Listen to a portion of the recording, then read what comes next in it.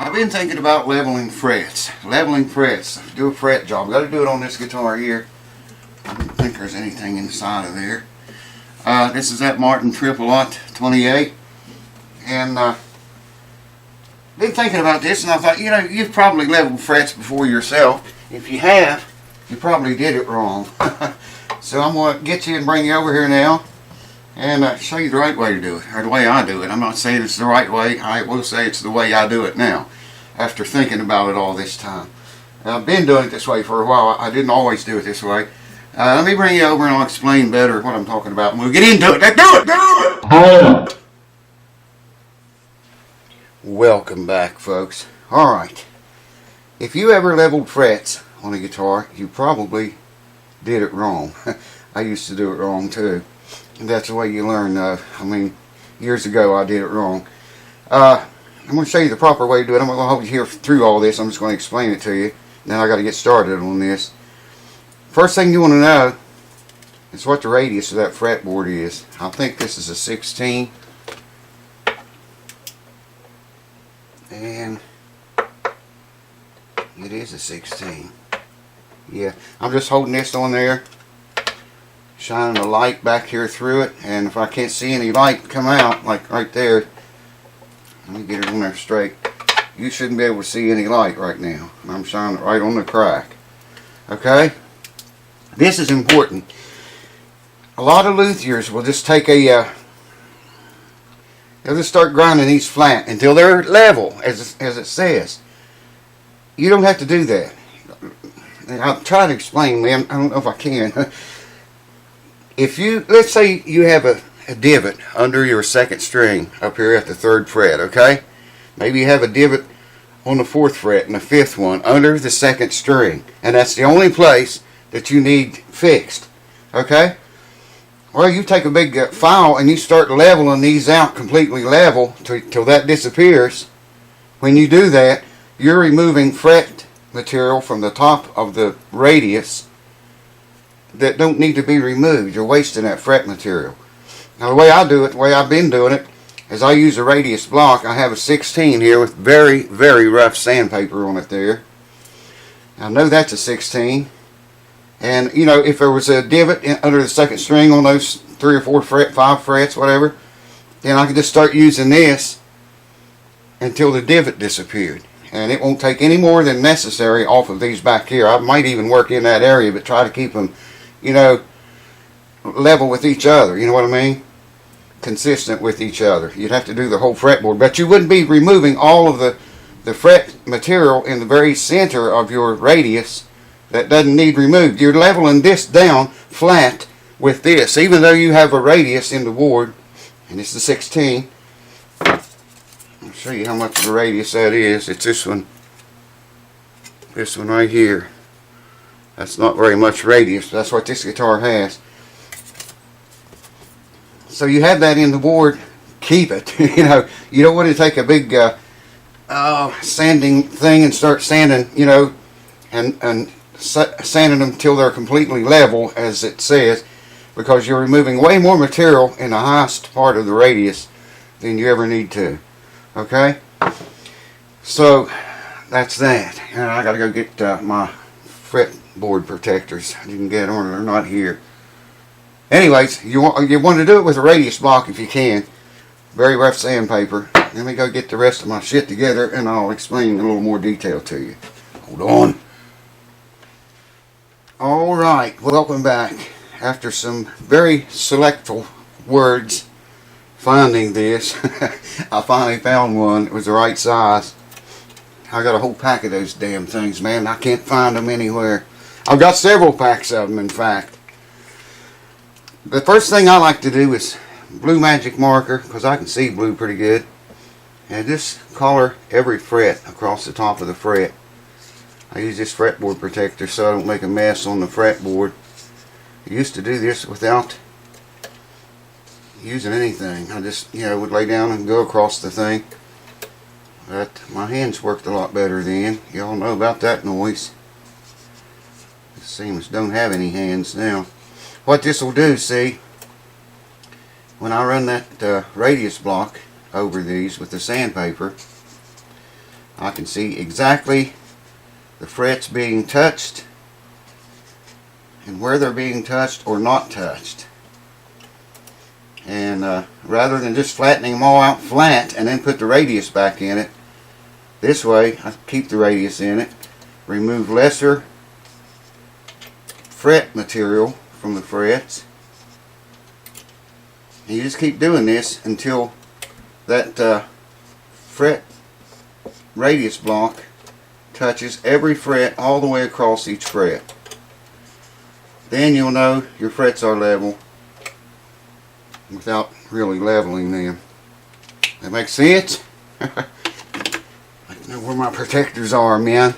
Now you're not going to be able to see this, I don't think, on the camera. But there you see, got some rough paper on there, number 16. I don't know if you can see that. Yeah, I think you can. Just going to start here and just gently go back and forth. Do it a few times and then look, see where the blue is left. This fret, I'm only getting the ends, a little bit in the middle and the ends. This area, the upper area, and this end. These frets here, it's not even touching the middle at all. Not even touching the middle at all. So I can safely go ahead with a few more times with this. And when you get to the point all of the blue is removed, then I like to color them all over again and then do this again, and you should, the first time, should wipe all the blue off, or at least off the tops of the frets. Yeah, it's going to take a little bit. It's going to take a little bit. So like I say, I'm not going to hold you here for this, but I did want to explain that. See, if I took a big file and just flattened them out completely till they're flat, then I'd have to take even more material off, putting this radius back in. This way, I get them flat with the radius block, and lesser material is wasted. Dig it? Dig pig what I say, Ray, in the palace, Alice? Now, as you can see, there's a lot of dust fret material there, but the block is touching every fret now. Not as much in the middle, but you can see it is touching the ones it needed to touch in the center. See, not as much there. It's still touching them though, enough to get to remove the blue. Let me sweep that off. And I'm getting company with a guy picking a guitar, a lady actually picking a guitar up. And I'll bring you back. Now we just color all the frets. I swept that all off. And color all the frets blue now. And when I go over them with that block, it should touch every fret. And we'll know they're in unison with each other. Maybe they're in love, I don't know.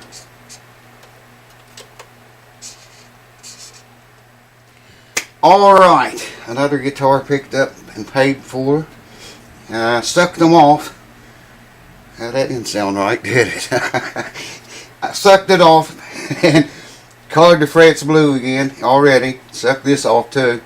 Now, when I run this block over there, let's do it kind of gently like. I don't know if you're going to be able to see this or not, but it should touch every fret, across every fret, and remove all of the blue on the very top. And it is. All gone! No blue left. Well, I didn't come back here far enough. There's a little bit there, but I'm not sanding. I'm just, yeah, there we go. That's perfect, man. Now the frets are leveled, and you still got all this fret material in the center of the radius.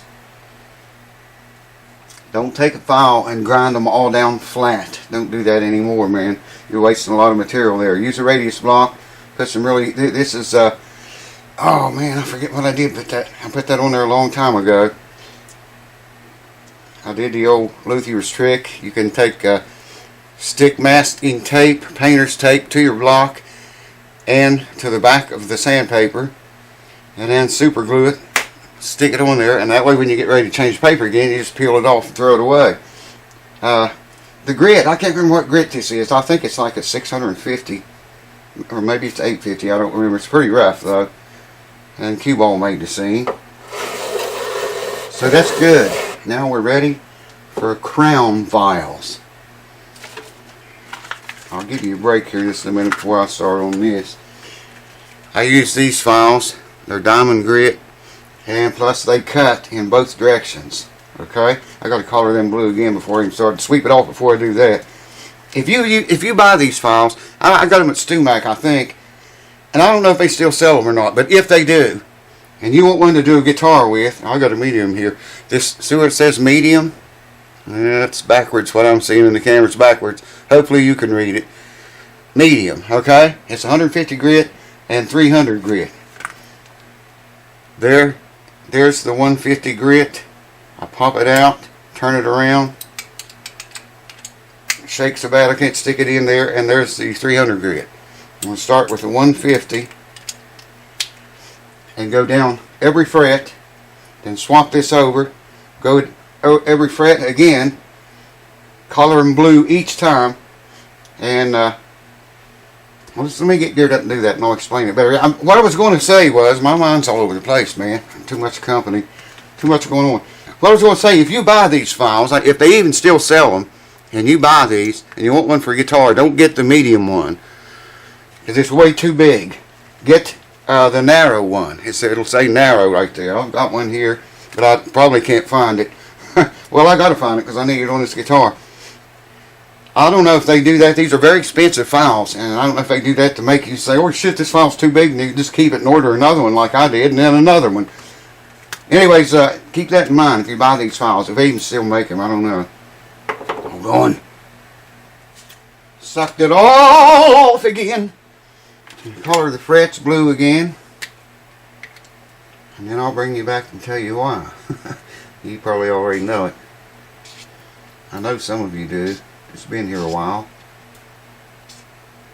Maybe some of you don't.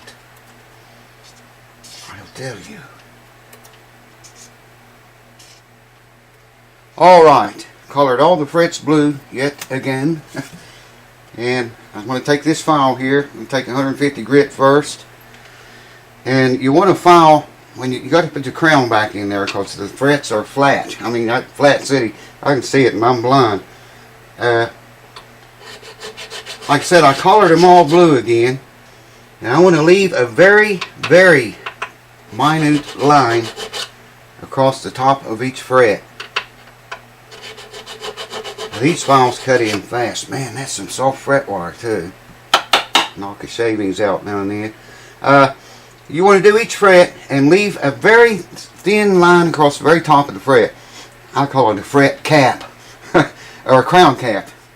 That way, you know, if you file that blue completely away, then you can take more off of this fret than this one, or more off of this one than one down here, or too much off of one down here. If you keep the blue line on there, we know they're flat. So if you keep the blue line, keep a thin blue line across the top of the crown, a crown cap, then you'll know your frets are still flat and in unison with each other. Wow, those frets are soft, man. That is some soft material. Shame on you, Martin. If Martin really did supply the wood or the fret wire. I like to come over on the sides. Let me show you here. These frets make very fast work of this. Right here, I like to come over on the side a little bit like that. Come across a little bit on that side. If you have any sharp edges left, this don't have now, because we don't address that.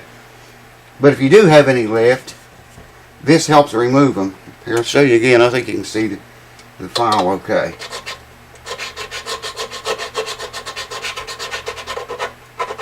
See what I mean?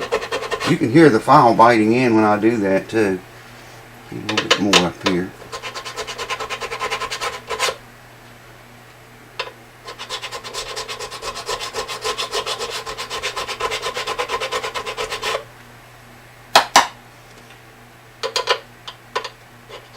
Now see, I got to go down every fret, sweep it off, and there's all kind of fret material laying there on each side of each fret I did. Get it all the way down, sweep it off again, clean it up, suck it off again, and then color and blue again, and swap this over to 300 grit and do it all again. And every time, the next time, I'll leave even a thinner line than what's on there right now. In fact, I'll get you and show you this, what I'm talking about right now. Now see here. Let me get one, yeah, one right in the center of your screen. I think you can see that little blue line. The reflections on it. I don't know, should have done more. I can never get this to show up in the camera right. Or you can see the ones I haven't done yet, still all blue. There is a very minute thin line. There, maybe you can see it a little bit. By doing that on every fret, I can't make it show up on every fret. There it is in that one. You keep your flatness. So obviously I'm not going to keep you here for me doing this whole thing. I've got a whole lot of videos showing you how to do this step by step even. I'm going to go ahead and finish this tonight. At least finish one run of it. Now I might come back and swap the file over in the morning and do the second run. But hopefully that'll give you some ideas if you work on your frets or someone else's frets. Get your radius tool, get the radius of that fretboard, get a radius block that matches that, and put some really rough sandpaper on it, mark them, and do it just like, well, I showed you already. Yeah. Thanks for watching, guys and ladies. And, I don't know, we're going to get to hear this thing before too awful much longer. I still got to go, after I do that, all the erasers. I might bring you back for that. People have been asking me about my erasers, fret erasers. I love those things, man. Sandpaper and different grits, that's old school. I'm not going back to it. These fret erasers, well, I'll explain it in another video. Boy, that feels good, man. Feels good. Thanks for watching. Cheers. I'll see you next time.